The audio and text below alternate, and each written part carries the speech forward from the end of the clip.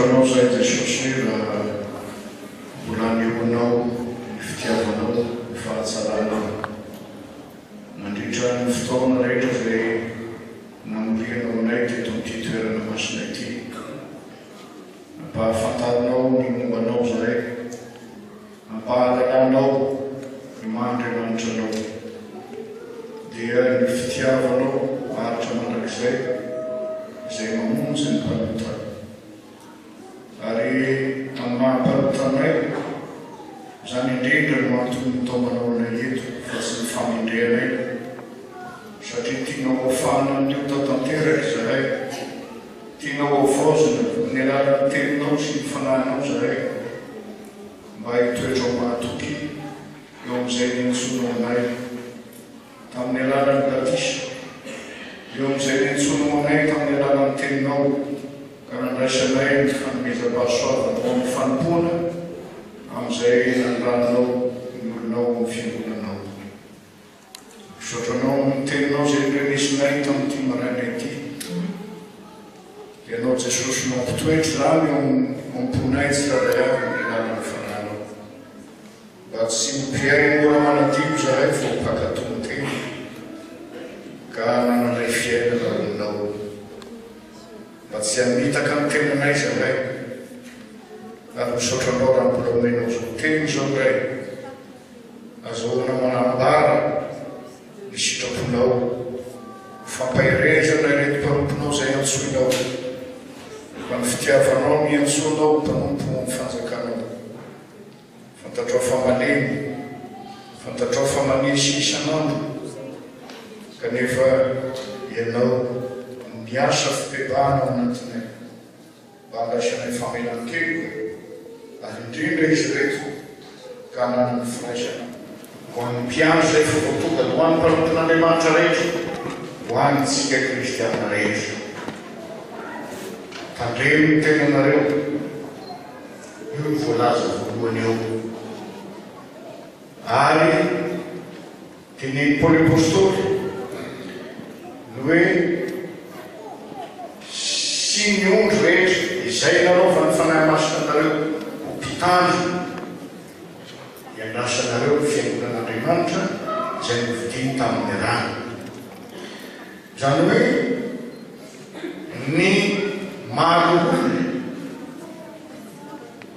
olona moa izany dia na mpitandrina na mpiandraikitra na mpitarika ao amin'ny fiangonana. Ary eo amin'ny asan'ny apôstôly dia nanindry ny olona Paoly apôstôly sy Barnabasy mba hiandraikitra ny fiangonana isan-tanàna. Kanefa na olombelona Paoly apôstôly sy Barnabasy nanindry azy dia asan'ny fanahin'Andriamanitra izany.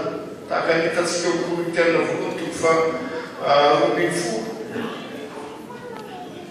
Sy ny Efesiana koa hitantsika fa izy nanindry ny sasany ho mpiandro sy mampianatra.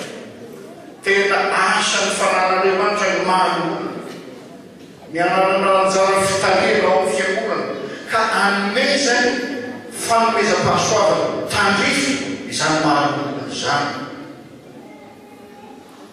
Ka raha manana andraikitra anao ao amin'ny fiangonana, na dia voafidin'ny komity azy, dia asan'Andriamanitra eo amin'ny fiainanao izany, fifidianan'Andriamanitra ho anao izany, ka omeny fanomezam-pahasoavana entinao manompo amin'izany omen'Andriamanitra anao izany.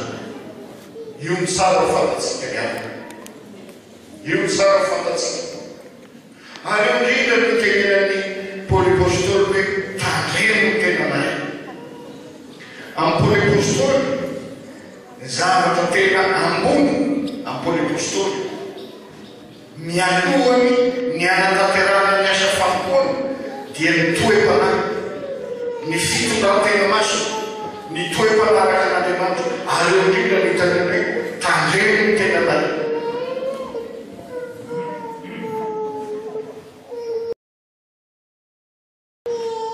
Raha miteny Jesosy eo amin'ny Jaona toko faha-5:10 hoe tsy anareo mifidy ahy fa izaho mifidy anareo ka nanindry anareo mba handresy amoa ary haretany vokatrareo, dia mampiheritreritra ny fiainan'ny mpanompon'Andriamanitra ankehitriny. Ary Ary io tenenan'ny polypôstôly eo amin'ny korintiana voaloha toko fahafolo hoe ianareo zay efa manao anareo famonjolo tandrena fanao lava.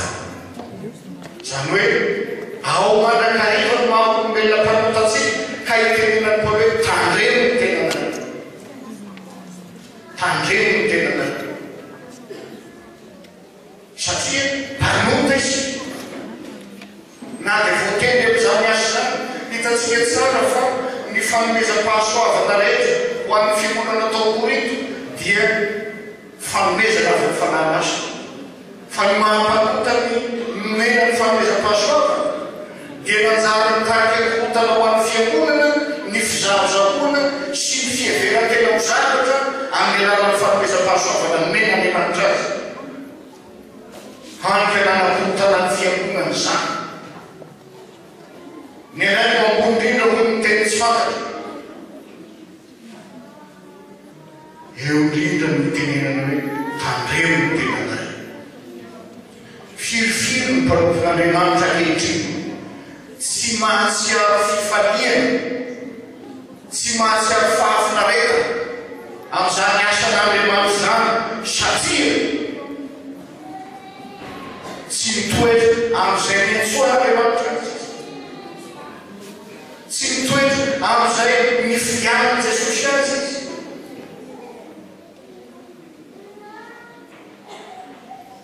Tsy misy filaminana eo amin'ny fiainana, eo amin'ny fiainam-panahy. Hany ka tsy fiasana eo am-penatranan'Andriamanitra nefa nofidian'Andriamanitra.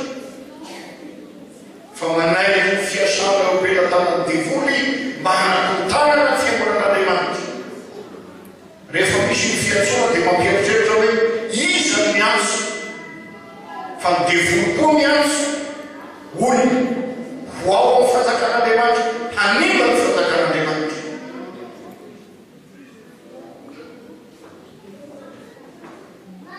Amin'ny Timoty voalohany, Paoly apôstôly raha nandresaka ny mpitandro, ny toe-panahana ny mpitandro, ny fitondran-tena tokony anana zany mpitandro zany, zany hoe zany mpitarika ny fiangonana zany.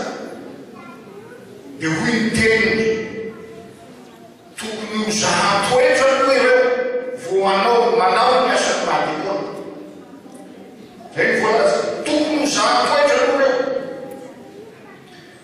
Ka amin'ny fifidianana na dia Jesosy ny fidianao amin'ny alalan'ny fiangonana ary tsara. Jesosy tsy mividy fotsiny fa amin'ny alalan'ny fiangonana no hifidianana ianao dia ny tenin'Andriamanitra zay andalan'ny fiangonana aminao eo no fidianan'i Jesosy ianao. Ndraindray manko misy manao hoe za mpiandry za zao nandray tao fiangonana Jesosy miantso fa tsy nareo fiangonana. Zay ataon'ny olona ndraindray dia mpiavinavina sy mihevitena ao zavatra. Tsy niantso anao ivelan'ny fiangonana Jesosy fa ao amin'ny fiangonana ary amin'ny alalan'ny fiangonana no miantsona ianao ho amin'izao asa masina. Sy nanomezana ianao ny fanomezam-pahasoavana. Tsy manomenao fanomezam-pahasoavana ivelan'ny fiangonana izy. Fa ao amin'ny fiangonana no hanomezana ianao zany. Amin'ny alalan'ny fampitanana anao, amin'ny alalan'ny famitrantanana ataon'ny olona aminao hoe miteny Paoly apôstôly. Noho izany le avana dia misy tokony zahan-toetra voamena ny andraikitra ary io no asan'ny fiangonana. Ndraindray tsy zakatsika fizahan-toetra io. Ndraindray tsy zakatsika fizahan-toetra io ary tsaroa fa fizahan-toetra tsy zavatra izay mifanaraka amin'ny sainao sy ny sitraponao zany fizahan-toetra fa izay mifanohitra mamindra mba hamonoana ny tena nofonao nofotanao.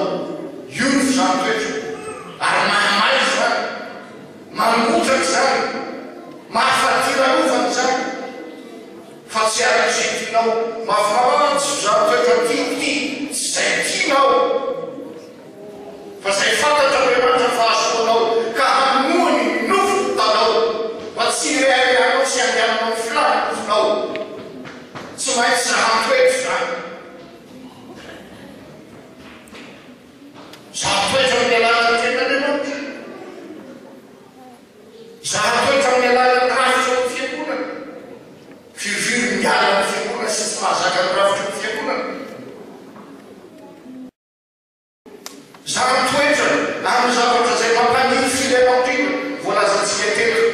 ny amin'ny jerem-pamina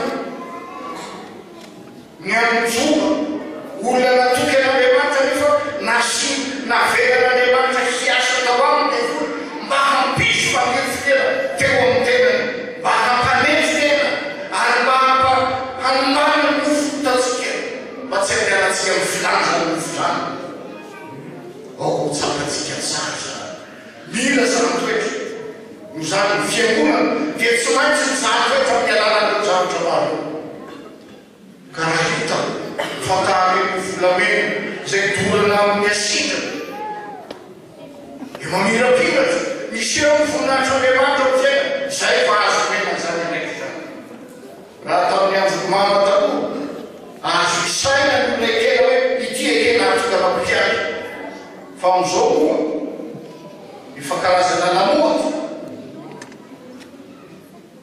na niditra ny pastora ny sasany amin'ny SDPL efa karazana fitadiavana azy satria tsy mahita azy ho antsika mpiady dia satria mampiametratanana ambonilohany raha mametratanana ambonilohany mametratanana ambonilohany olona meo zany pastora atsika mpiady zany tadiavany sasany mba hanampahefanany amin'izany maro ny zavatra maro isan-karazany zay ilaitsika sy tadiavintsika ireny antsika manoloana ny asan'Andriamanitra fa izao ny fanontaniana ianao mba mizaha toetra ny tenanao ho vainao manaiky mizaha fiangonana toetra vainao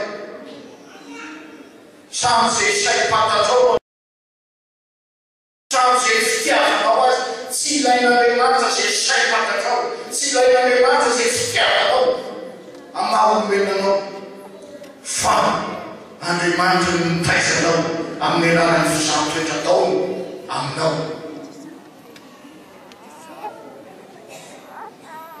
Andriamanitra miasa akamtenaka ny fiantsoany anao ny fanompoanao amin'ny alalan'ny fizaha toetra zay ataony aminao amin'ny alalan'ny fiangonana masina inona koa ny manaraka amin'ny alalan'ny fibebahana Andriamanitra miasa fibebahana ao anatinao ka amin'ny alalan'ny fizaha toetra no atsapanao fampanota ianao sisy afaka manamarintena na dia kely azy eo anatrehan'Andriamanitra sy ny fiantsoan'Andriamanitra eo anatrehany ny asan'Andriamanitra ary io ny tenenana hoe tandremo ny tenanao manamana fampanota ny olona azoina ka tian'Andriamanitra ho diovina amin'izany olo zany ho afahana amin'izany olo zany mba haitoetra mba hatonganao ho mahatoky ho mpanoto mahatoky eo amin'ny fiangonan'Andriamanitra amin'ny alalan'ny fizaha toetra io mampanifirenao no ampanefitenanao handalilatianao eo potiky azy fijalian'i Jesosy ka hitondrano miotanao itia Jesosy diova ho afaka ekasazao afapotana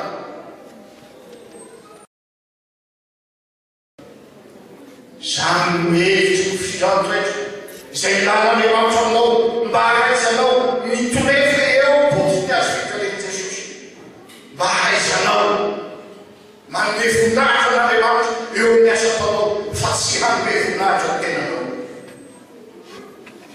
dia hoy teny manaraka hoe mba hianasanareo ny fiangonan'Andriamanitra zay novidiny tamin'ny rano mba azontsika tsaina ve zany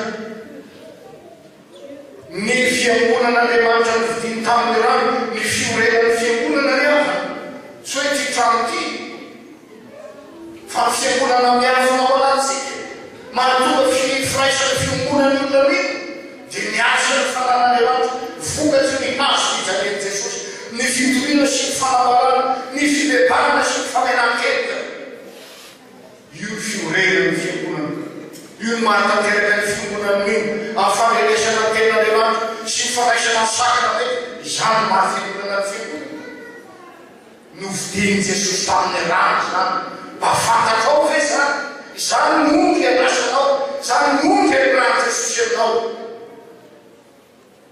ka hampana ianao mpiandro na mpananahy mpiandro nanaovanahy ny pastora mpiandro ny fiangonan'Andriamanitra raha toa ka tsy mitandrony zany isika raha tonga tsy manaiky fizavo etra atao fiangonana antsika, raha tonga tsy mamantatra tena antsika isika dia zao ny amin'ny fiainana amin'izao fiainana zao no hitaisantsika ny fiangonan'Andriamanitra. Tsaroako zany filifily ny fanambolambolana ota ao fiangonan'Andriamanitra, filifily ny tsy fahaizantsika mizako etra ka na dia manota aza nyongy na dia manao zavatra tsy mety dia mety ho ataonao tahaka ny ataony mpaminany sambo tao tamin'ny andro Jeremia. Jeremia mpaminany manambara rota io ataonareo zany Israely ny bevanareo matsotratry ny loza hiatra aminareo dia hoy ianany mpaminany sambo fiadanana ko anareo. Tsy misy zany ko zany mety ny ataonareo zany koa no ataontsika amin'ny olona ny fiangonana mihitsika amin'ny kristiana zay lasantsika amin'ny olon'Andriamanitra zay vidiny tamin'ny raha hankesika mampivalilava makany ny fahafatesana ny olon'Andriamanitra ny fiangonan'Andriamanitra. Mila mandidy tena amin'izany tsika tompon'Andriamanitra, mila mandidy tena amin'izany tsika voatokana rehetra hoe mamakaiza ny raisaka olon'Andriamanitra zay vidiny tamin'ny raha.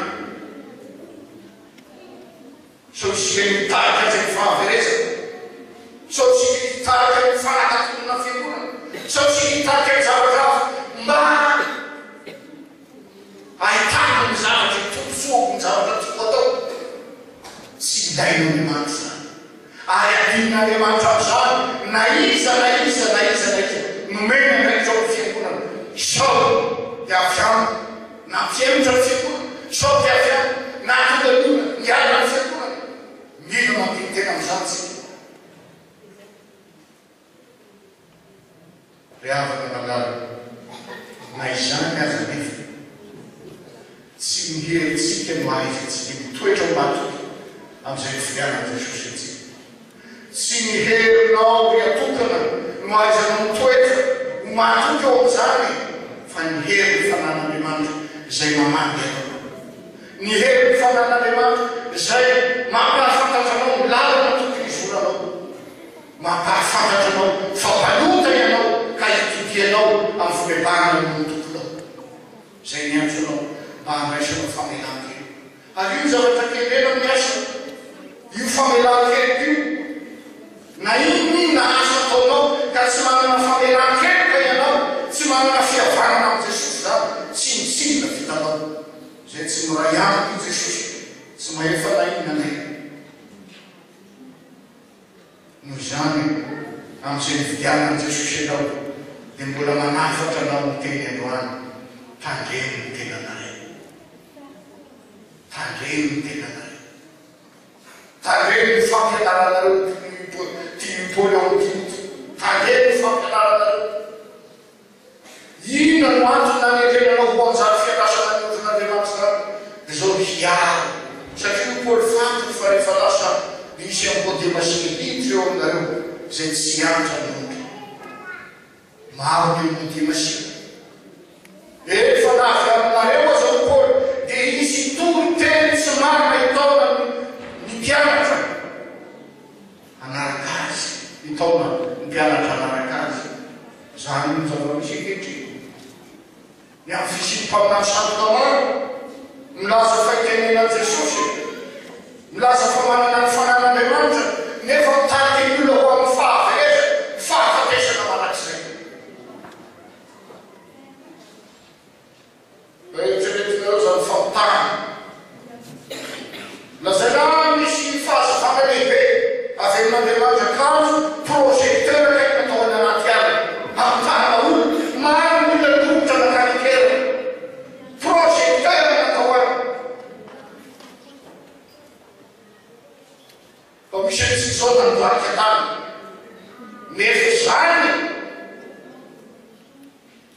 tsy mitaonanao amin'Andriamanitra zany, mitaonanao amin'ny fahaverezana, ny finoana kely anananao verina tena, satria fantatra zany zao fa tsy izy mihitsy. Io tsy maintsy izany toetra ny fanahy rehetra. Noho izany dia havana malala nantsony jesosy ho am'izao andraiky zao sika nofidiny jesosy am'izao andraiky zao sika vokatsiary makakarifa niany be ny fitiavan'andriamanitra tao am' jesosy kristy izay namonjenitsika voaloha tao am' batisa ary ny filazantsara izay netsoantsika ho am'izao asa fampiton zao ka nanomezanitsika ny fanomezam-pahasoavana amin'ny fametranotanana ety amin'ny fanotanana ety tsarovy fa tsy asa tolomena amin'ny fiainanao zany fa fiainan'andriamanitra koanao